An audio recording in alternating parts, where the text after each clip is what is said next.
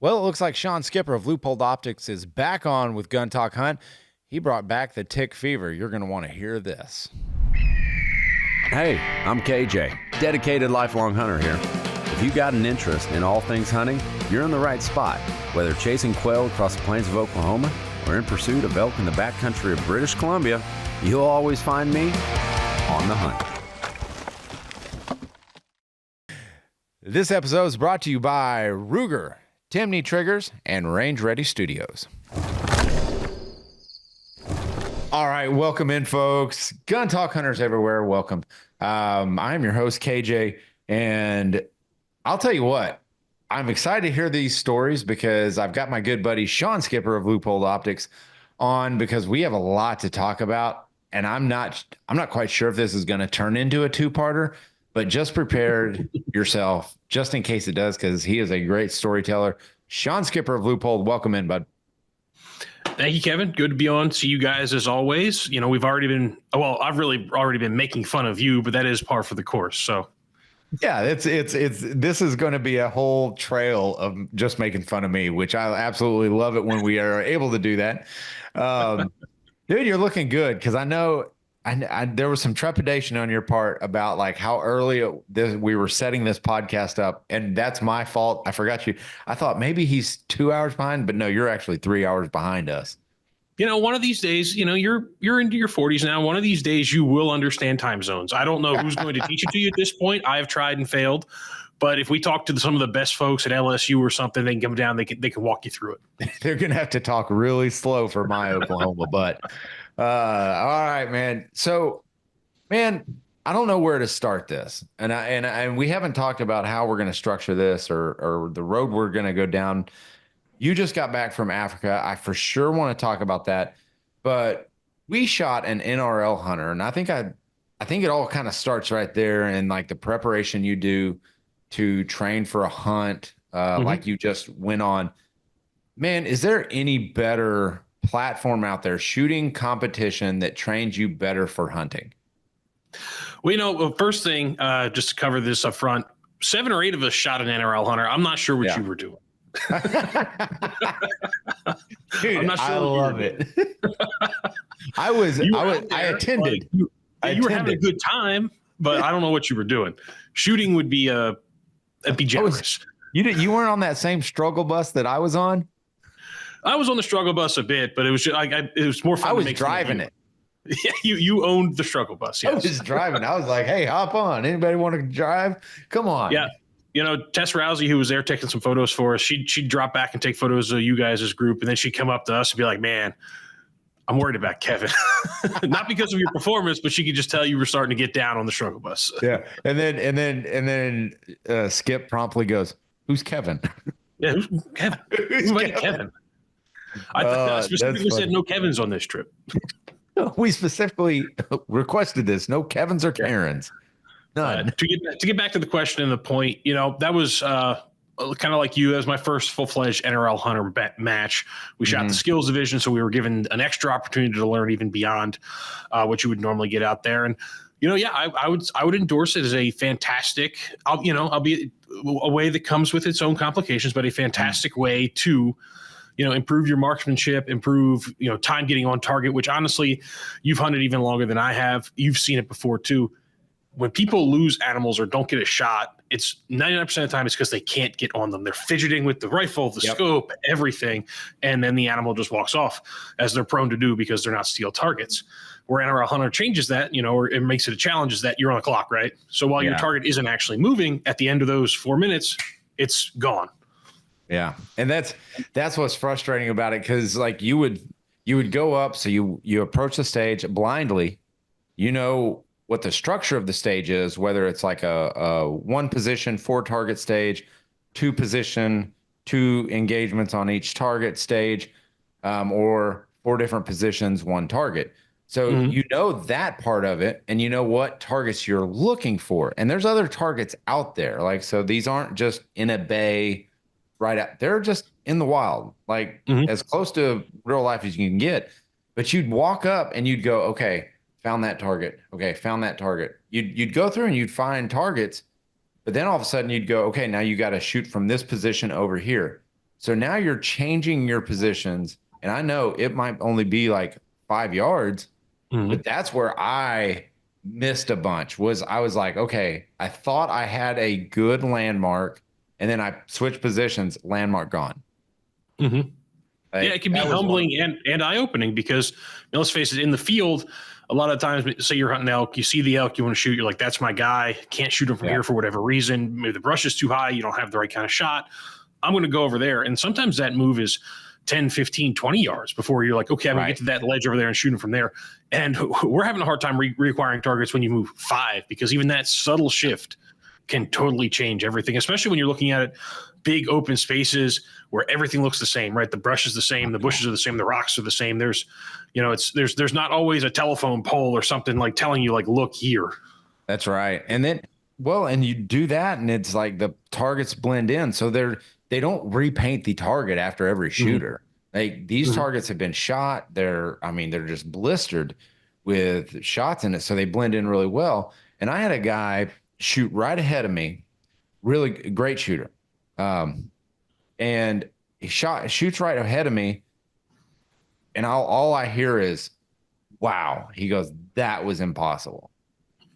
and I was like, oh, great. For me, that's going to be really cool. And we had really, really cool. That's going to be really cool for me. I can't wait to see how I fail. But I go up, and he was like, I heard him say, because I try to pick up any cue I can to take in the information, like that'll help me out. And I heard him say, like, I couldn't pick out that one target. I'm like, well, this is going to suck. Man, I go up there and I actually clean the stage. And it was a shift of light in between, literally in the span of 2 minutes of him exiting the stage and me getting on the stage, that opened up a target for me. And those same things, like they happen like out in the field. Like you're like, how can you not see this animal? And then like all of a sudden you look up and like the animal's as bright as day. Yeah, and there's obviously no way to control that. It's the equivalent of playing a football game, and one day it might be snowing or raining, and then the next week you're playing in beautiful conditions, right? There's nothing you can do about it. You've just got to deal with it. And we saw some of that too. So my group was separate from yours. We ended the entire shoot on stage 1. We had to hike back to stage 1, just kind of the way the shotgun start worked. And we had shot 2 through 18, 2 through 7 or 8 up on this ridge. And some very bright conditions, and it had been tough.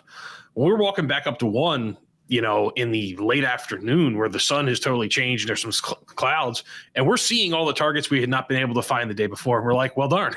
It sucks. Yeah.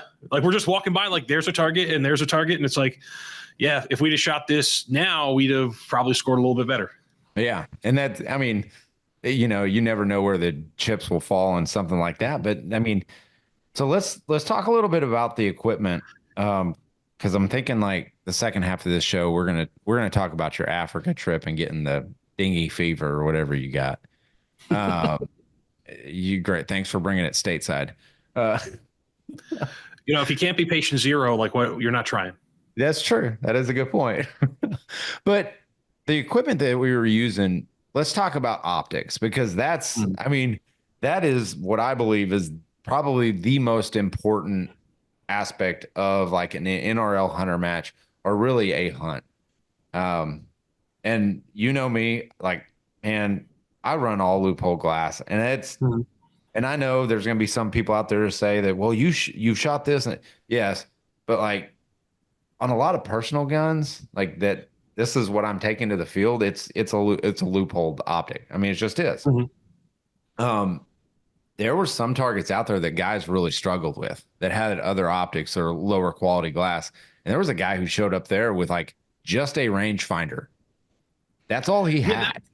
That was a bold play on his part. And I believe he was a beginning shooter and maybe did not have a close friend or anything that could give him some advice. So actually, I know a lot of people sat down with him or walked him through what he should get and how to help him, because it actually is a very welcoming community, which is fantastic. And that's what was cool about it, because I think he finished actually pretty good, if I remember correctly, in the skills division. But someone gave him a pair of Leupold binos, which was phenomenal. And the range the rangefinder binoculars, that is critical.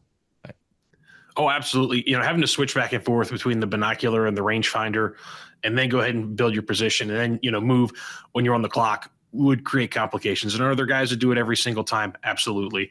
But it saves time, and it saves a lot of stress when, while you're looking for the targets, you can go ahead and hit that button and range them. So that's where the BX4 Range HDs came in. Performed fantastic. One thing I was, I knew it was going to happen, but I was glad to see you guys realize it, is I would stand and watch you guys all shoot after I was done. Yeah. And everyone was reporting the exact same ranges on the same targets. And some of these, 700-800 yards, and everyone from those spots was getting the exact same ranges. So the consistency obviously performed fantastic, and I don't think anyone had any trouble with the binocular, short of getting them dusty as all heck if you forgot to close your flap before you rolled in the dirt, which I did every other stage. This is witness right here. That's me. Every other stage, I would forget to go ahead and close my harness, and now there's sand all in my stuff. But that's on me. Yeah, and that's funny you say that, because I noticed the same thing, and I learned a valuable lesson. So range, I should have Skip explain this, but I'm gonna rudimentary give you a low level JV version of how laser rangefinders work. Is there's a laser that goes out and it pings that target and it bounces back, right? So that can shift. It's not always in one perfect, it's not always perfectly center on that circle that you see within that rangefinder. Mm-hmm. And so I'm sitting there at the Finger Tennessee range up there, and I was like, okay, range target. All right, throw the binoculars down. Go get in my position. And Skip's like, wow, way to respect your optics there. And I'm like, well, I know it's hitting at 5. Well, when I started at the first, it was hitting at a 5 o'clock position. And me throwing the rangefinder down, I noticed throughout the event, my range, it was harder to pick up ranges. It's not because the glass is failing or the range is failing. It's because I have shifted the point of that laser coming out of those optics enough to where it had moved up to the 11 o'clock. And so if I was trying to say, okay, I know it's a 5 o'clock hold, and I would hit 5, now it was up here ranging something behind. Mm-hmm. So the reticle in a rangefinder is a digital display, and it can be changed and all that. It's not the equivalent of an actual reticle. What you are seeing is a digital display that is reporting data. So if when you beat them around a little bit, maybe precisely where you get all those impulses are returning can shift in an imperceptible way. But when you're looking at something that far away, it could create a problem. So knowing it's just a case of knowing your gear. Yes. And see, that's the smart answer that I should have given, but I told everybody I was giving the JV. That's the level. Well, I mean, you were the only senior on the JV team, so. A super senior. But that old fifth year senior still backup JV quarterback. Yep. I do dang good. My mama told me to. So you look at it, and you're right. It's knowing your equipment and knowing how it works. But I was getting the absolute, completely consistent. Every range I got, I never misranged anything. Anything that I missed was not because of miscalculating ranges, which I had done when we were up at Shannon's place. And that was on me, because it was a shift of where that laser was hitting, where that readout was hitting. And so it was nice to actually understand your equipment and be able to have confidence in your equipment. And we were using the Mark IV optics that you guys were using out there. Man, those things are amazing. And if there's a better NRL optic out there that goes on top of your rifle, I dare you to find it. Well, the closeout and rangefinders very quickly. The other thing to remember, especially with this NRL Hunter stuff, sometimes these targets were very small and very far away. Yeah. So with a fixed 10 power binocular, no matter which reticle in the rangefinder you're choosing, you're covering up nearly the entire thing. Yep. So ranging it over and over and again to make sure you're getting the proper range is important. And obviously out there, they're also, there's some gamesmanship to it. They're setting these targets up in spots that are purposefully hard to range, difficult to range, right. Whether they're in a shadow or they've got a bush nearby that you might start hitting by accident. The guys that design these courses, they're a lot like the guys that design PGA golf courses. They want you to fail a couple times just to humble you. Yeah. Oh, there was a lot of humbling going on, but anyway. Now, to the rifle scope, obviously, like you said, you guys were using the Mark IV HD, as was I. Brand new this year. Fantastic optic, lightweight, fantastic optical performance. Obviously got our legendary durability, all kinds of adjustment. We've got MOA mill. I would say the only one better is another scope you've shot, the Mark V HD. This one right here. Oh, yeah. This is one right here that I've got that it's funny. Because why you're probably wondering, well, why isn't that on a gun?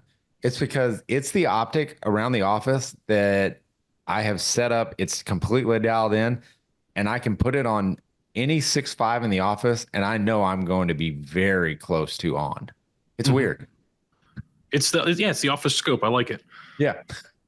So when we need to film something, and they're like, "Hey, we need an optic for this," I'm like, "Don't worry, I got you." Yeah. So, and then you guys had, like I said, same with me. We had the PR3 mil reticle in our scopes. So our PR2 mil reticle is the one that a lot of the, sponsored competitive shooters run around with, winning competitions with. The PR3 is the same thing, except it removes the kind of the Christmas tree in the lower half. It's very open and clear. Yeah. Maybe not. That would never be what those highly ranked guys are going to compete with. But I set it up for us because we were all beginners to this. And I felt it was very unlikely that any of us on this first go round were going to be holding for elevation and wind at the same time. We were going to dial and then hold for wind. Once you're a more accomplished shooter and ready to hold for both, that's where the PR2 and all those extra aiming points comes in. Yeah. And it's funny because after that match, like the weekend after, I went and shot another match, and man, I did a lot better at that one. A lot better.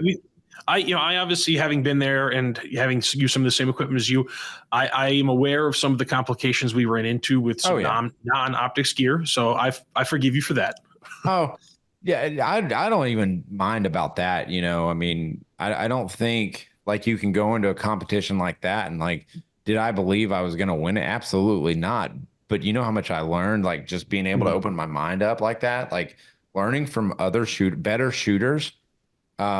And there are a ton better out there, is awesome. Like, I think that's one of the best things for NRL Hunter matches.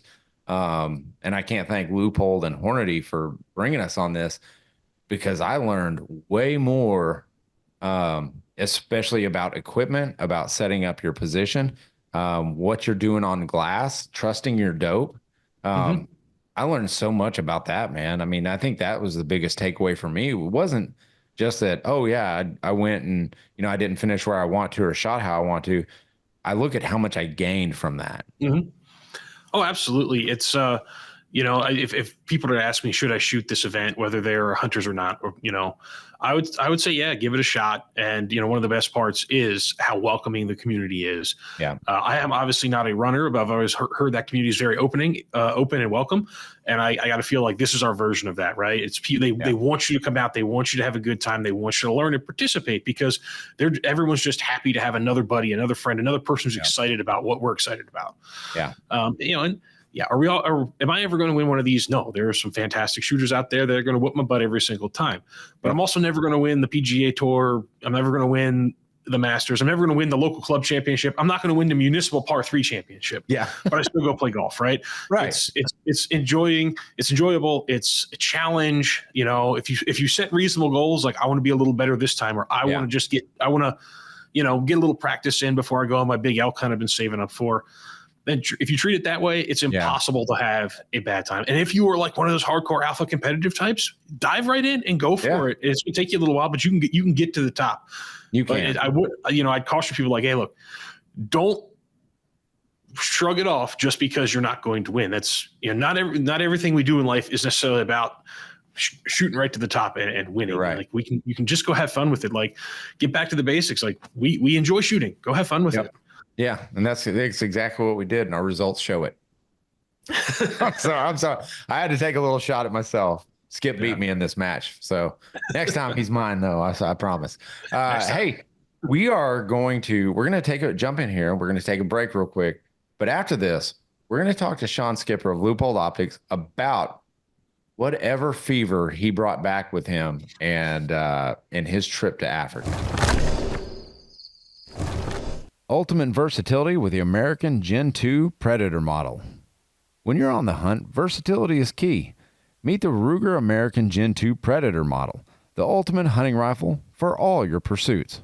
With its specialized barrel for supreme accuracy, adjustable trigger, and rugged construction, the Ruger American Gen 2 Predator model is engineered to excel in any environment.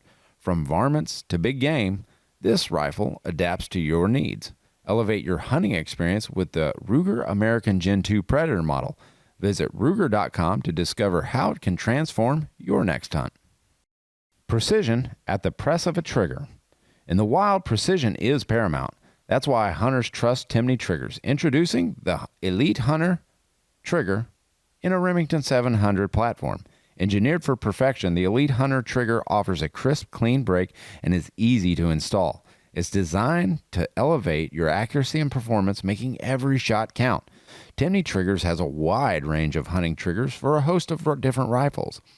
Trust the Elite Hunter Remington 700 trigger and feel the difference. Visit TimneyTriggers.com to find your perfect trigger today. It's time to prepare for the shot of a lifetime. Whether you're a seasoned hunter or new to the sport, preparation is key. I preach it all the time. At Range Ready Studios, we offer the training you need to make that shot of a lifetime. Chris Serino is on staff, and he has a host of instructors on hand to provide personalized trainings in state-of-the-art facilities and practical exercises that build your confidence and skills. From precision marksmanship to quick target acquisition, we've got you covered. Don't leave your success to chance. Visit rangereadystudios.com to learn more. All right, we're back. Gun Talk Hunters, welcome back. We are with Shawn Skipper, Leupold Optics. All right, man. How'd the Africa trip come about, and what did you walk out of there with? So we set up a media event over in South Africa, Leupold Browning in Winchester. Went over, did a pretty traditional plains game safari, where you get to see a lot of game, see a lot of country, and, kind of shop a little bit on what you want to hunt. Fantastic time. We put some new products in the test. Shop. He shopped for what he wanted. No, well, when I say that, we're just looking at different species. I think everyone had a different list of things they were hoping to hunt, and that's how we went. Not everybody wanted to chase a mountain reed buck. I did. Not everybody wanted to chase a caracal. I did. Things like that. We saw a lot of oryx, about 7, 8, maybe 10 years older than the one hanging behind you on the wall. Thanks. And they still were too small to shoot. I don't know about that one. Yeah, this one fits on the set or wherever it is. It fits on the set. See, you can't even find it. It's right there. I can't even find it. It's so small. Yeah. But no. So excellent trip, and you're joking about what I brought back, and so a lot of ticks in all of Africa. If you've ever hunted over there, all different kinds, far different species than what we're dealing with here. Pepper ticks are the most common one in South Africa, but there were a couple other ones, including the scariest thing I've ever seen in my entire life, which were running ticks. Wait, what? You watch them and they run like they're quick little buggers. No, I was like, I want nothing to do with that. Nope. You're telling. See, everybody always asks me, why don't you want to go to Africa to hunt? Well, number one now is running ticks. Yeah. But a species of tick, I do not know which one it was, wound up biting me on the thigh. And, a lot of the local South Africans, they just kind of shrug them off. They treat them like, slightly more annoying mosquito bites. And they've lived with these things their whole lives. So they have immunities to some of the stuff these ticks can do to you. But I got home and that bite started to look a little gnarly. So whereas here in the States, a bullseye is a sign of a bad tick bite. For an African tick, it's a lot of times it's just like a black dot within the bite. Okay. Which is actually like the little spot where they bit you. It went necrotic, it died. And I was like, that's not good. And then within a day I had a mild fever, nothing that worried me, but I was like, well, I'll go to the doc. And, after a very interesting conversation where I was trying to convince him I'd been bitten by a tick in Africa, and I'm showing him photos of me in Africa. I'm like, that's how I know I got bit by a tick there, man. He's like, did you bring it back? I said, yeah, I flew the tick all the way home from South Africa. And he goes, really? And I'm He's like, right here. No. Oh, he just ran away. It was a running tick. No, I did not fly it back from South Africa. Got on some low-grade antibiotics and knocked that out. No big deal, but that was going to happen to somebody, and it wound up happening to me. Dude, that's nuts. Yeah. You didn't even tell me that. Like that's like I cannot imagine going over there and catching something. Like, because do you do any rounds of shots? Yeah. You do any rounds of shots? South African shots. Sorry, we're talking over each other. I apologize. You go for it. So on inoculations, South Africa, when you go over there, nothing special is recommended. Just be up to date with your usual vaxes that they'll hit you with here. Yeah. I think the only thing I had to update was tetanus because I hadn't had a tetanus shot in a while. So I got one of those. Nothing crazy there. No malaria in most, like especially down by the Cape where we were. There's no malaria, so you don't have to take anti-malarials, which can be a godsend because those, while they do their job and keep you from getting malaria, they can mess with you in other ways. Okay. But yeah, this was just no big deal. It's a minor bacterial infection. They gave me the antibiotics and it cleared right up. It's called South African tick bite fever, and it's getting more common with hunters over there just because there are so many ticks. Really? So do you take like a Thermacell or anything like that, bug repellent, anything? I'd hit it with the bug repellent. But again, there are just so many, and one got by me. The lodge dog, big old golden retriever, he was covered in them. So anytime he would come over to you, he usually had some on you too. So. And I know you love dogs. I mean, River's he's a golden retriever. He'd come over and like want to do like the lean, right? And then you're like, there's 8 more ticks. I will never forget. I was sitting there turkey hunting one spring, and it was the worst tick outbreak I've ever seen. Like, it's one of those, like, you look down and you feel like your camouflage is actually moving. I had hundreds on me. I must have sat on a nest or something because I sprung up and I was like, oh my gosh. And the buddy who was hunting with me, I would go, dude, you're never going to believe this, but you're going to have to give me a really good tick check. And he thought I was being funny, but I was like, nope, you're going to, like, seriously, you're going to have to look over my whole body. I'm sorry. It's not worth it, man. He did. He said the same thing. He was like, that's not worth it. Like, I don't want to hunt anymore. Yeah, I mean, they carry so many nasty things anymore. It's just not worth it. Like I said, fortunately, in Africa, they're typically not as bad, even if you take a worst case scenario like I had with the fever. So we'll see. But I go to Zimbabwe tomorrow. By the time this publishes, I'll probably be in Zimbabwe. You'll probably be back. Maybe even back. But yeah, so on that one, I did have to get a few extra shots and I have anti-malarials. So I'll keep a nightmare journal for you. And that's one of the things they're notorious for doing. Really? Yeah, that would be incredible. Yeah, they're a little hard on your liver and can leave you more prone to sunburn. So that's a thing I'll have to watch out for with them. Yeah. And then they're notorious for giving you some pretty gnarly nightmares. So I told the whole camp, I was like, look, every morning, guys, over coffee, we're gonna share. You just need a recorder.